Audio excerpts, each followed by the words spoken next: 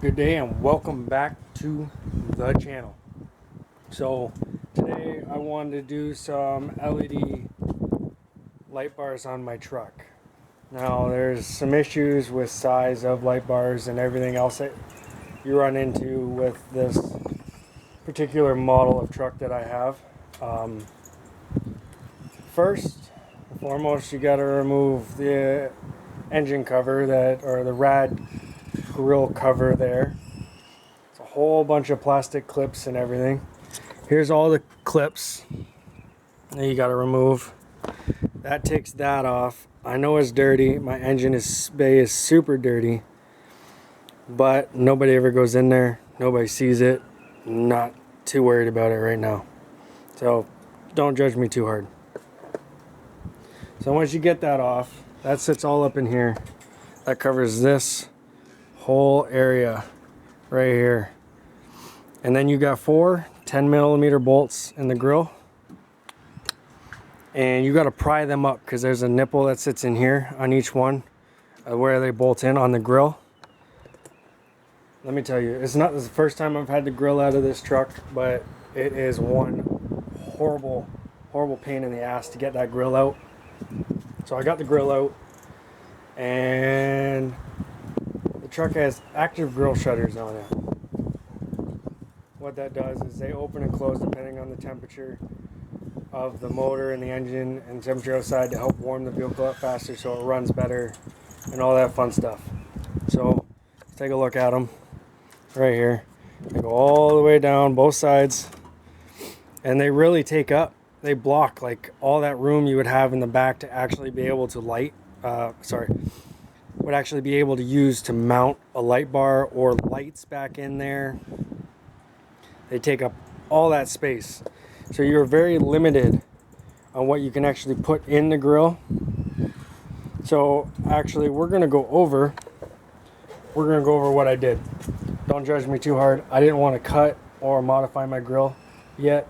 I want to see if I can find another one from a wrecked vehicle or something where the grill's still good and so on and so forth, and then I'll modify that one the way I want it. But as of for now, I got 2 8-inch light bars. They actually measure out to be like 7.5. With the mounts on them, they come to like 8 inches.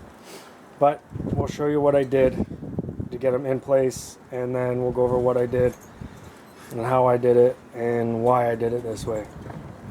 So here they are. They're in the only ones that fit are in the center here.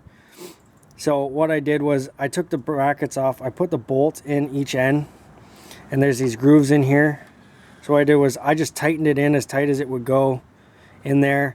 I put a zip tie on each end and a little bit of JB weld to help hold it in place for right now. And then yeah, so that's what I did so far. I know it's kind of really weak and cheap and not done properly, but you know, I don't want to cut up my $1,500 grill that comes factory on the truck. I don't want to I've already cut up enough things on the truck. So what we're going to do is we're going to set the grill back up in here, and then kind of set it in there for now. Hopefully it didn't lock, but so there it is. It's back in the truck. There's the lights. You can't even see the zip ties unless you're really looking for them. They're kind of just for a little bit of extra. I'm not looking to put the sun in front of my truck to blind people. That's not what I'm after here. But they're in. The JB weld is curing. I'm probably going to lay the grill back down on the ground so it doesn't run. It should be fairly good. That stuff dries super fast. And then we got to go over how I'm going to run my wiring into the cab, and that's probably going to be in the next video. But here it is. So there they are. They sit there. They are super bright. You'll see in the next video. But they're discreet. They're hidden in the grill. They don't stick out, and they look pretty good in there. Thanks for watching, stay tuned, and I'll catch you in the next one. Out. Today, this is not a sponsored video, but I'm gonna show you the wiring harness I'm using to wire up the LED light bars that I placed in my grill. So we are using the Mick Tuning off-road LED light bar harness. So this is a 2-feed. It's got the 1 feed there, 1 feed there. It's got the on and off controller. It's got a relay, and if I can dig it out of there now,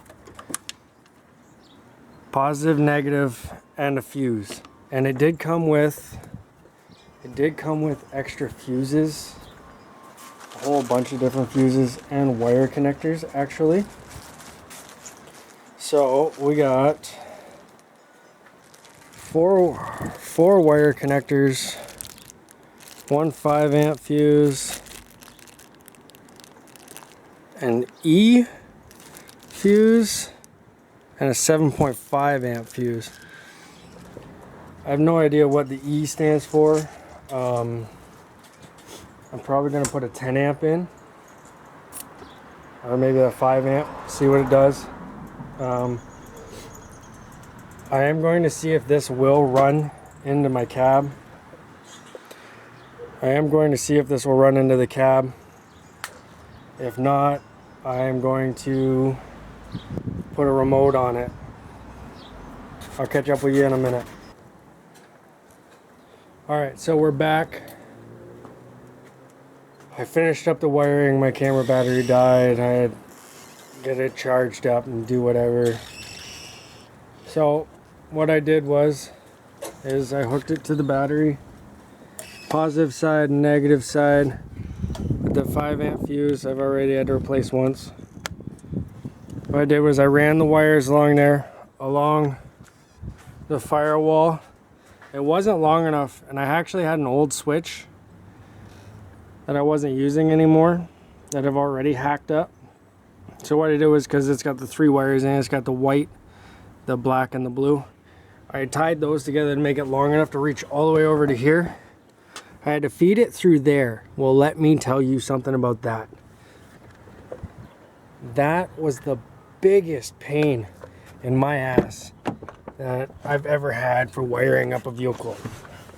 Okay, like, I cut myself just trying to feed that through there, because it's got to go right through the firewall. You got to compress that rubber down, so on and so forth. And then up under the dash of this truck. Hold on, the lens is a little dirty. Under the dash of this truck, to find that where that grommet goes through the firewall, there's a whole big computerized box in front of it. So you're like feeding it through, and you can't even get your hand up in there to find the wires after you've fed it through. You get in there with your flashlight and you look, and it's stuck way up in the other side of the firewall. But I did get it through. It was a super big pain in my ass, but I got it done. So good thing I didn't film it, because there was a lot of swearing, a lot of but I'll show you where I mounted the switch, and then we're going to turn the lights on. You can see how bright they are. I'm going to do a little clip of them at night. Once it gets dark out, we'll come back out, we'll do that, and then we'll go from there. So right here's where I mounted the switch. It's on, off. Red light means off, green light means on. Leave it on right now. We'll go up to the front of the vehicle, take a quick look here,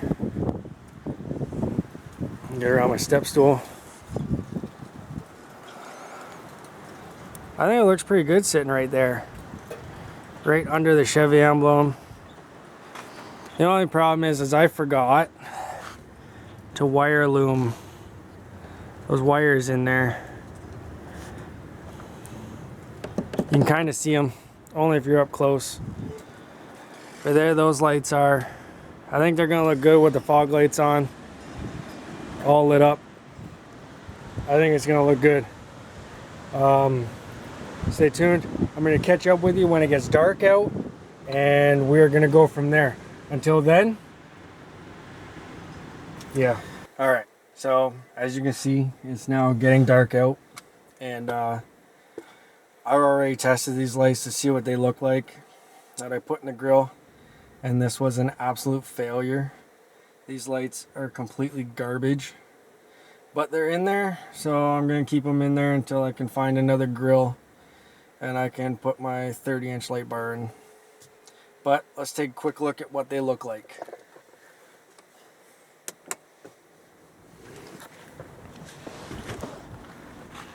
That's what they do.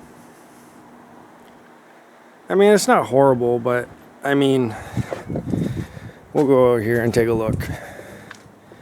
I mean, what do you expect for 28 bucks off Amazon? They are bright, but I thought they would have been a wider, but they're more of a spot light. So thanks for watching, and I'll catch you in the next video. Peace out.